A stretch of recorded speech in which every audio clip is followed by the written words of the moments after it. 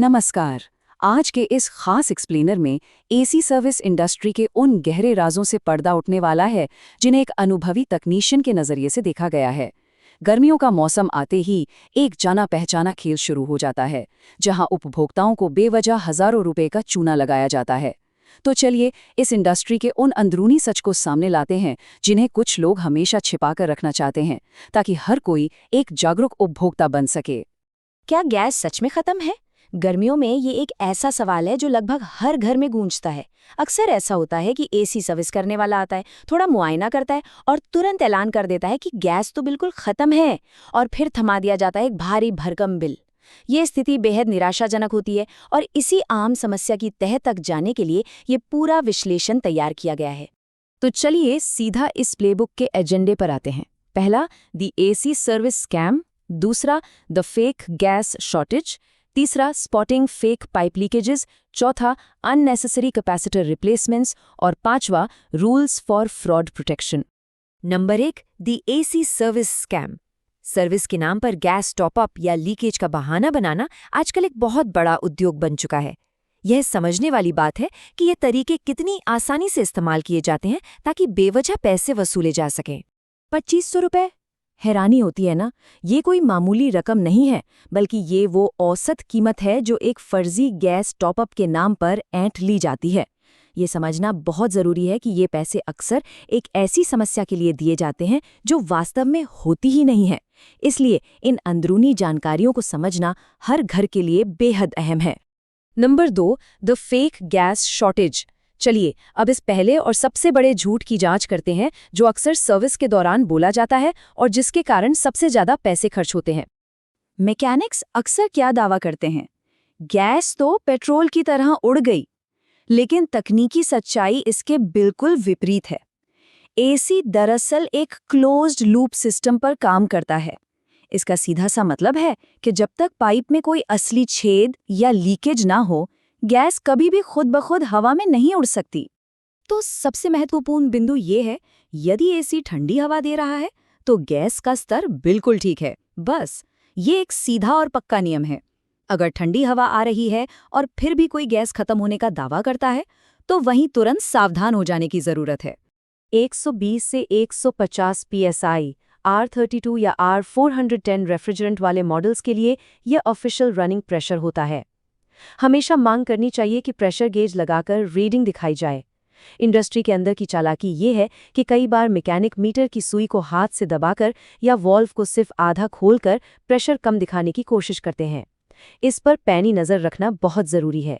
Number 3, spotting fake pipe leakages. ये एक और आम स्कैम है जहां बिना ठीक से जांचे ही कह दिया जाता है कि अंदरूनी पाइप सड़ गई है या लीक कर रही है और अब इसमें महंगी वेल्डिंग की जरूरत पड़ेगी।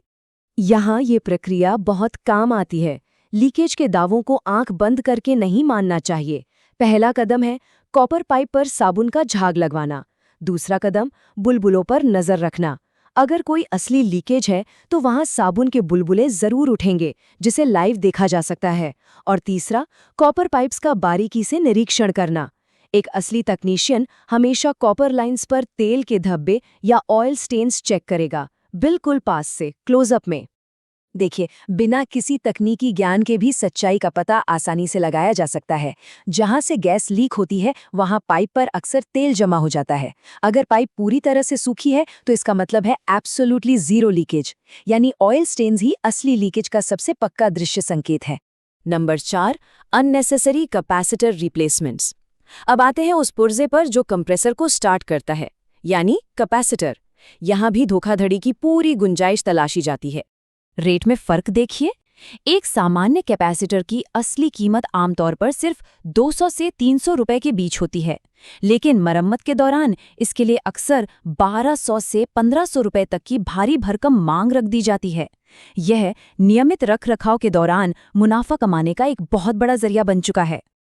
तो इस खेल को कैसे पकड़ा जाए? ये बहुत आसान है। पहला कदम, अगर बाहर लगे आउटडोर यूनिट का पंखा चल रहा है तो ज्यादातर मामलों में कैपेसिटर बिल्कुल ठीक होता है। दूसरा कदम, एक बेसिक मल्टीमीटर से कैपेसिटर की माइक्रोफैरेड या यूएफ वैल्यू चेक करवाई जानी चाहिए। इससे सच्चाई तुरंत सामने आ जाती है। और तीसरा कदम, उसे ध्यान से देखना। अगर कैपेसिटर फूला हुआ या फटा हुआ नहीं है तो उसे बदलने की कोई जरूरत नहीं है। Number 5, rules for fraud protection. अब जब समस्याओं की पहचान हो गई है तो आइए बचाव के उन ठोस तरीकों पर बात करते हैं जिनसे मौके पर ही इस तरह के स्कैम्स को रोका जा सकता है। ये वास्तव में बचाव की पूरी प्लेबुक है। सर्विस को कब रोक देना चाहिए, इसके कुछ स्पष्ट संकेत या रेड फ्लैग्स हैं। इस टेबल पर एक नज़र डालते हैं। अगर दावा हो कि गैस उड़ गई है जबकि असलियत में ये क्लोज्ड लूप है, तो तुरंत प्रेशर गेज रीडिंग की मांग करनी चाहिए। अगर मैकेनिक साबुन के बुलबुले वाला टेस्ट करने से मना करे, तो समझ जाना चाहिए कि एक सूखी पाइप को छिपाया जा रहा है। ऐसे में सर्विस को वही रोक देना चाहिए। और अगर मल्टीमीटर का इस्तेमाल करने से इनकार हो, तो कैपेसिटर खराब होने की बात झूठी हो सकती है, इसलिए उसे बदलने से साफ मना कर देना चाहिए। कुछ सुनहरे नियम हमेशा याद रखने हैं। पहला, स्थानीय स्तर पर होने वाले स्कैम्स से बचने के लिए कंपनियों के आधिकारिक ऐप से बुकिंग करना बेहतर रहता है, क्योंकि वहां काम की पक्की वारंटी मिलती है। दूसरा, जब केमिकल वॉश या जेट पंप का इस्तेमाल हो रहा हो तो हमेशा पास खड़े रहना चाहिए। तीसरा, अगर कोई पुर्जा बदला जाता है तो पुराने हिस्से को अपने पास रख लेना चाहिए ताकि उसे सबूत के तौर पर रखा जा सके और वो किसी और को बेचा ना जा सके। और चौथा, हमेशा एक पक्का बिल और लिखित लीकेज वारंटी जरूर मांगनी चाहिए। इसके अतिरिक्त कंप्रेसर को कुशलता से चलाने के लिए हर तिमाही एक साधारण चेकलिस्ट का पालन होना चाहिए, जैसे कि एयर फिल्टर को नियमित रूप से धोना और बाहरी यूनिट के आसपास जमा कचरा हटाना। ये एक बेहतरीन और काम की सूची है टेक्नीशियन के लिए प्रिंटेबल क्वेश्चंस। कोई भी सर्विस शुरू होने से पहले ये सवाल ढाल का काम करते हैं। 1. एग्जैक्ट प्रेशर गेज की रीडिंग क्या है? 2. क्या साबुन के झाग से लीकेज दिखाया जा सकता है? 3. कैपेसिटर की मल्टीमीटर पर यूएफ वैल्यू क्या है? और 4. लिखित वारंटी कितने दिनों की है? इन सवालों के जवाब मांगने से धोखाधड़ी की गुंजाइश लगभग खत्म हो जाती है। ज्ञान ही बचाव है। क्या कभी घर में भी इस तरह के स्कैम वाले अनुभव हुए हैं?